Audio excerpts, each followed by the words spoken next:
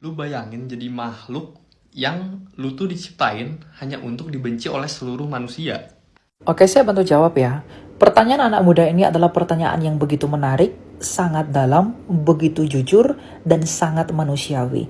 Dan bukanlah suatu kesalahan atau hal yang salah apabila kita mempertanyakan hal tersebut. Dan saya pikir pertanyaan ini juga bukanlah bentuk keraguan akan Tuhan. Cuma pertanyaan ini dilontarkan agar kita tidak menuduh Tuhan secara sembarangan. Lalu bagaimana kita menjawab secara khusus orang Kristen terkait pertanyaan, kalau Tuhan tahu Lucifer akan jatuh ke dalam dosa, kenapa dia tetap menciptakan Lucifer itu? Bukankah Lucifer sumber kejahatan? Berarti Tuhan itu merencanakan dan menciptakan kejahatan kalau begitu. Nah, sekarang mari kita jawab dengan hati-hati.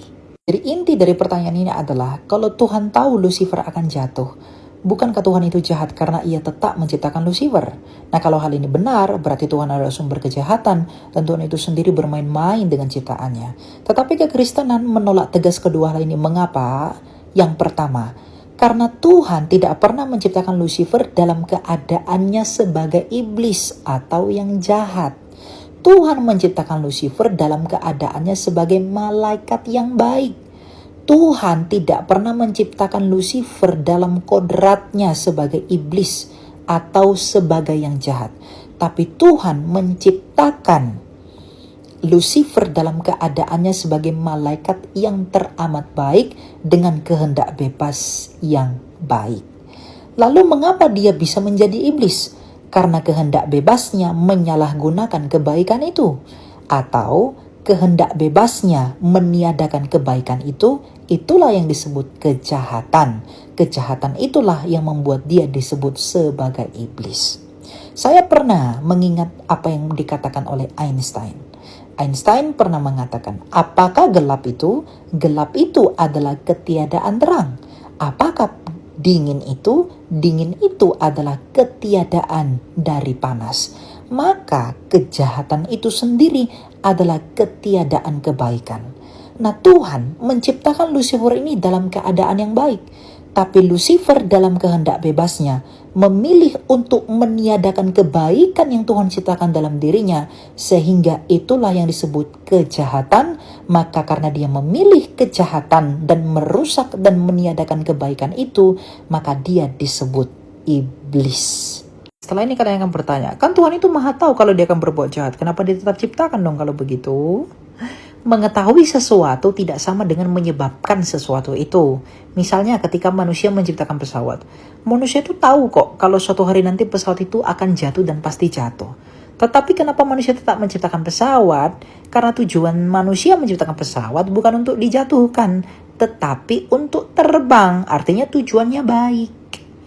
Nah, ketika Tuhan menciptakan malaikat, dia tahu bahwa malaikat itu akan jatuh, tapi dia tetap menciptakannya karena tujuan Tuhan menciptakan malaikat bukan untuk dijatuhkan, tetapi untuk melayani dia.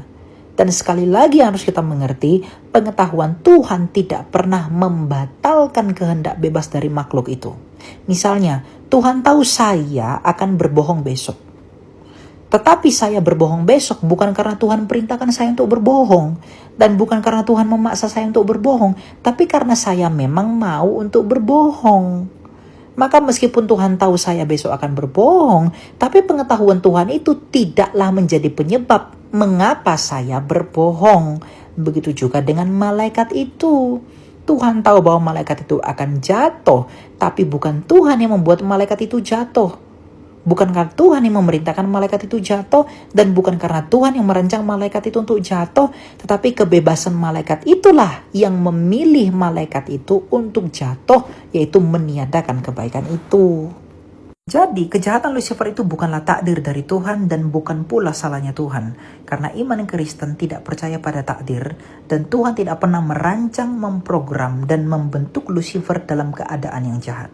Tuhan membentuk Lucifer dalam keadaan yang baik. Sehingga kejahatan Lucifer itu bukan salahnya Tuhan, tetapi kesalahan Lucifer itu sendiri. Mengapa kesalahan Lucifer itu sendiri? Karena melalui kehendak bebasnya, Lucifer memilih untuk meniadakan kebaikan itu. Dan ketika kebaikan itu tidak ada dalam dirinya, maka itu disebut kejahatan. Dan ketika ia jahat itulah dia disebut iblis. dan kodratnya pun rusak. Jadi itu bukan tanggung jawabnya Tuhan, tapi itu tanggung jawab makhluk itu sendiri, yaitu malaikat itu, karena ia menyalahgunakan kehendak bebas itu sendiri. Lagi pula, Lucifer itu jatuh karena ia bisa berkata tidak. Dan kemampuan untuk berkata tidak itu bukan kejahatan, itulah kebebasan itu. Dan mengapa Tuhan menciptakan Lucifer dengan kebebasan, dengan kehendak bebas? Karena itulah cinta, itulah kasih. Kalau Tuhan tidak menciptakan malaikat dengan kehendak bebas, itu bukan kasih, itu perbudakan, itu determinisme, itulah takdir. Justru kejatuhan Lucifer ke dalam dosa atau kejahatan Lucifer ini adalah tanda bahwa bukan Tuhan yang membuat dia jatuh, tapi pilihan dia sendiri yang membuat dia jatuh. Pertanyaan terakhir yang mungkin akan kalian tanya, lalu kenapa Tuhan tidak cegah ketika dia mau jatuh? Tuhan tidak cegah bukan karena ia tidak peduli. Dia tidak cegah karena dia tidak mau mengintervensi kehendak bebas malaikat itu. Karena ketika dia mengintervensi kehendak bebas itu, maka itu bukanlah kehendak bebas lagi. Nah, bagaimana cara Tuhan mengatasinya?